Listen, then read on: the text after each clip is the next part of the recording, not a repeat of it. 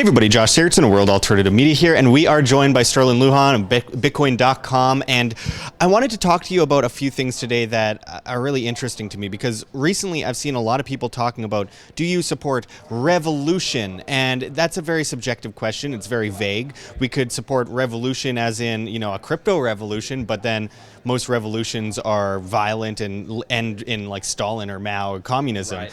So I wanted to kind of talk about revolution versus evolution on the free market. I wanted to hear your thoughts on, cryptocurrency replacing government, blockchain technology replacing government, banks, and how the free market can really overcome this problem of government statism with real free market solutions to free humanity. So what are your thoughts on that? Yeah, sure. Just to, I guess, put this in context, I think of the term revolution, it's usually thrown in the context with violent uprisings, right? And then that violent uprising causes the installation of some kind of dictator, some kind of militaristic regime or totalitarian group of individuals. But then in the word revolution is to revolve. So the revolution then just happens again at a certain point. So the revolution goes on in this vicious, endless cycle of bloodshed, murder, mayhem, and carnage. But a revolution in a transformative sense to me is more like a paradigm shift. What we're trying to do is change the dominant mindset of the people at large. And cryptocurrency and blockchain technology have a very amazing space to occupy in that sort of goal or that mindset. And I think the first thing to talk about in this kind of revolution or evolution is what we're doing is creating a technology, cryptocurrency, and giving value, the ability to transfer and communicate value back to the individual, providing the individual with financial sovereignty. So how governments have existed to cause this bloodshed, murder, and mayhem and allow these revolutions to take place over and over again is through the process of controlling the financial systems of society. When governments control the financial systems, they grow, and then, like Lord Acton says, that power that they create that becomes a vacuum corrupts absolutely. It goes on and on and on and continues. But if we give people back their financial sovereignty through cryptocurrency, then we're taking that power effectively away from government, and we're allowing humanity to evolve and move forward. And this is instantiating a paradigm shift. And there's a couple of ways that this can happen. In my view, mass adoption of cryptocurrency is the main thing that we have to think about, because it is the killer application of blockchain technology, and it's what's going to give us that first pathway into changing the system.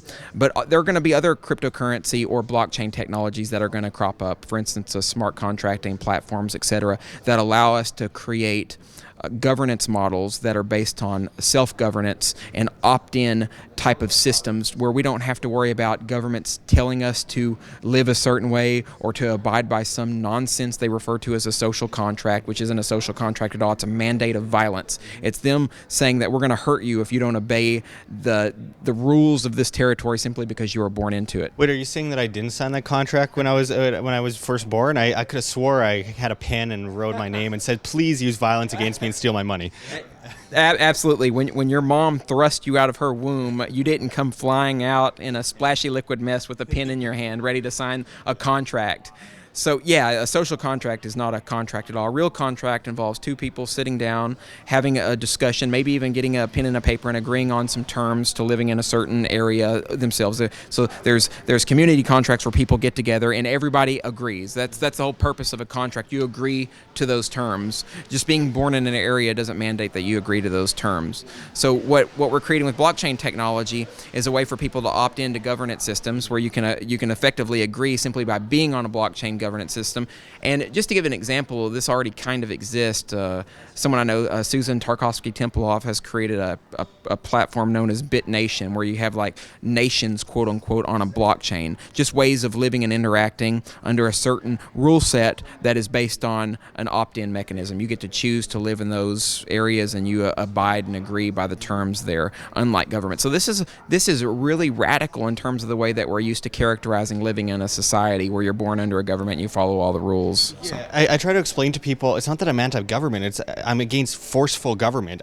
Governance models are fine if it's voluntary. I mean, you can have your little communist commune over there or your little conservative society over there. You just can't force it on anybody else. It's private property in the end, and you agree to a private contract. But I mean, with cryptocurrencies, we're seeing places like Venezuela, for example. The government's doing all these things, like, Petrocoin, all this stuff, and the people are like, screw you, I'm using Dash, I'm using this, and I'm trading on the street without taxation. I'm doing all this stuff because I want my family to survive. We're starving because of the government and the banks. How about you just leave us alone? And we're seeing that really starting to happen in Venezuela. And as horrible as what's happened in Venezuela is, it's almost a beautiful evolution happening with the free market, where people just naturally say, well, the government's done all this stuff to us. We have these cryptocurrencies. Why would we continuously abide by these government models? And that is one of these examples of something like this starting to happen. We're seeing it in Argentina starting to happen as well, as they go into their 10th hyperinflation over the last century. I mean, these things are truly starting to happen. I did want to talk a little bit about, how or what mechanisms you think are the most likely to take over. I know you work a lot with Bitcoin Cash, or I don't know what you like better, a Satoshi Vision or ABC or whatever, but I mean, there's examples of a competing currency system for the first time in history that's really, truly decentralized, with countless opportunities and things to select from. And then there's also, Ethereum and EOS and other things where it's infrastructure, where you can actually build things off of that. What do you think are the most promising out of the cryptocurrency world going forward for this massive change? Right.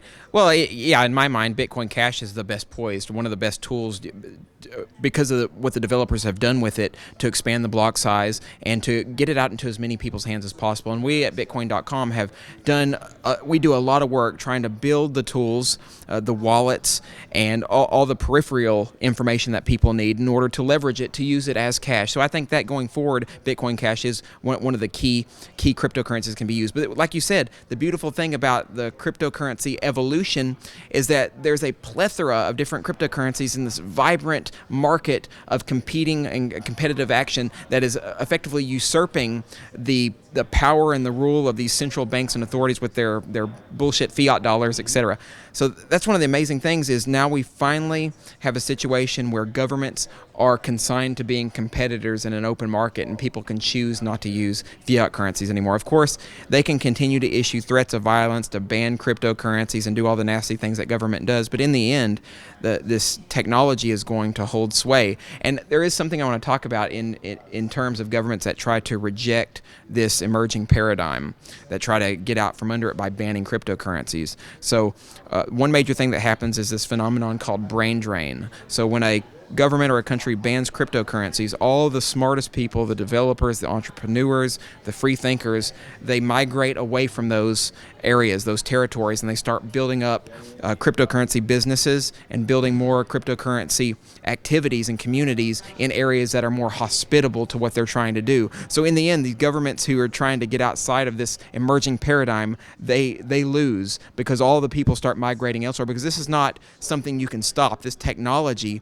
is wonderful and it's beautiful, and people are going to use it. You can't ban it. They're either going to create black markets where a bunch of people are going to get hurt, but it's going to get used anywhere, or people go elsewhere, and then their economy just continues to collapse and falls apart. Well, and that's one of the beautiful things about it too, is that regardless of what people think of it, I mean, if people are conservatives, Democrats, different flavors of statism or collectivism, it doesn't matter. There doesn't really need to be an education movement as much as we need the market to decide things when it comes to cryptocurrencies, where that can replace things without a shop being fired, where people will fight over what flavor of statism they want. They will have these solutions, these alternatives, regardless. So whether they like this side or that side, or are outside of the paradigm, this will be the paradigm shift. There's no way around that. And that's something I also wanted to quickly get into with you, Sterlin, was that there's two sides to this. Blockchain can be used for good and evil. I mean, you can use centrally planned blockchain technology to enslave humanity just as much as you can use decentralized blockchain technology to overthrow that which enslaves humanity. What do you think of the government's desperate attempts to try and co-opt this and create their own centralized systems within the blockchain space? Yeah, it's definitely a humorous endeavor on part of governments to create a kind of Fed coin. Let's use a recent example is the Russian government has tried to create a crypto ruble where the citizens are going to be mandated to use it. But here's the thing, what they're going to be calling cryptocurrency isn't actually going to be a cryptocurrency. The purpose of governments, or one of their purposes, is to want to control the monetary system and to issue or retract as much as that currency as possible, because that's how they silently extort the population. It's through the process of inflation. So what they're going to be creating is just a database with coins on it. They're not going to be creating a evolutionary technology that works by the process of proof of work or some other kind of algorithm that keeps the supply in check, right? So governments would effectively lie and say that they have a digital revolutionary technology that's not like Bitcoin or Bitcoin Cash or any other technologies that we hold so dear to our heart. So they'll lie about their technology being revolutionary or evolutionary, but it won't be. It'll just be another mechanism by which they try to control the populace. Yeah, it's a difference between being your own bank and having your bank account in your pocket, and being enslaved to the bank via digital centrally planned cashless societies around the world. Whereas in China, like in any place, if your money's in the bank, it's not yours; it's a bank's. So if your money's always just going through the banks and you never have it, then you are essentially enslaved to the government and banking system via legal tender laws and all that kind of stuff. So having cryptocurrencies that are truly decentralized in your pocket are the perfect solution to this madness that we see coming from the governments around the world. And interestingly enough, those that say, Bitcoin and other things are the mark of the beast, so to say, remember that the most cashless societies on the planet, China, India, are the most aggressive against decentralized cryptocurrencies for the most part. So I think this is a really big lesson for us to learn as the market. You guys are the market. You have to be responsible. Of course, responsibility and freedom go hand in hand. You can't have one without the other. But folks, I mean, this is a beautiful time to be alive. A lot of people say, oh, it's so scary, everything's crazy. Yeah, well, there's going to be revolts, there's going to be terrible things that happen at the end of an empire, but all the same, it's the end of the empire and the rise of a new decentralized, I can't even call it an empire because it's not an empire, it's freedom for humanity. So that's a beautiful thing. Sterlin, as we close this off, can you let our viewers know where they can find more of your work? Really interesting work, by the way. Always really glad to talk with you. Absolutely, thank you. So I have a couple of places. My website is Sterlin Lujan, Lujan.com, all one word. You can also find me over at, I'm the opinion editor also at bitcoin.com, so at news.bitcoin.com if you want to write articles or are interested in appealing to this paradigm shift that we're trying to brew up. Please send us an article. I'd love to check it out. You can also check me out on Facebook at Sterlin Lujan. I have a lot of content and activity on Facebook. We constantly have debates, arguments, discussions, etc. So please come on by and let's have a chit chat. Absolutely. Shout out to CryptoBlockCon here in Las Vegas. Thanks for joining us today. Always good to talk to you. I'm sure we'll bump into you at another one of these evolutionary conferences. Thank you. Josh, thanks a lot, brother. Like what you see here, OM? Don't forget to check the links below. GoFundMe, Patreon. We can't do it without you. Any donation is very much appreciated, especially as we are so vastly demonetized and censored on YouTube, as these guys come in and flag all of our content as hate speech. Also, check out our Bitcoin address below as well as on the screen for you to scan if you please. And also check us out at steemit.com. We're at Josh Sigurdson. It's a future of social media where you get paid in the upvote of your post in cryptocurrency. Steem, that is. So make sure to check us out there. Make sure to join us at Anarchapulco 2019 with people like Ron Paul, G. Edward Griffin, of course, Jeff Berwick, Vid Jedlicka.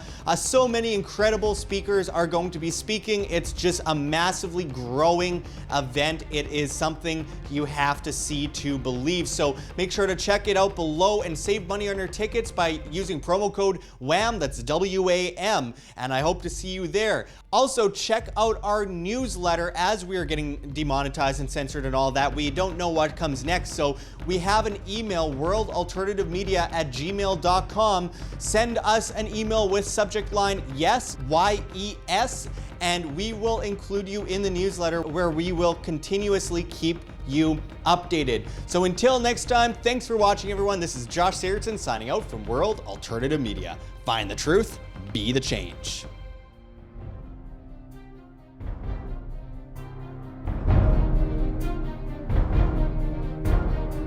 I'm sure you have already changed people's minds in your young age because you're involved, and I like that.